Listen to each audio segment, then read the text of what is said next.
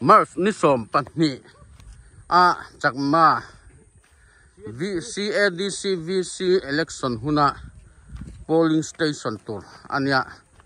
polling station tour ai chuan hey cheve tak ani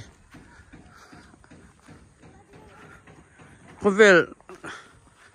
sikula chun a cheberangem kati ru khop mai hey arab thak tuk hey hey rap thak takani hey ka polling station a kan vote thak tur ni hi simina sora ni som pahnih mark ni som pahnih CADC VC election huna vote thak na tu ni hi hatiang CADC hi school hi an ngai saklo an MDC ten tan ngai an district council an tan ngai zerna a hianin hei an school in hi a chelom lu tuka chuwang chuan CADC lampang khalo tang teu arap thak mai tiếng thế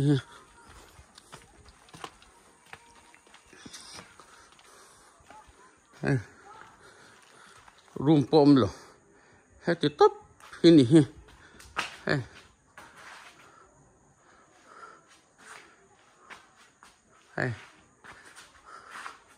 rap thak lutuk hey school la lu lai ani CADC primary school middle school or primary niang comprehensive jok nge comprehensive ani mai thai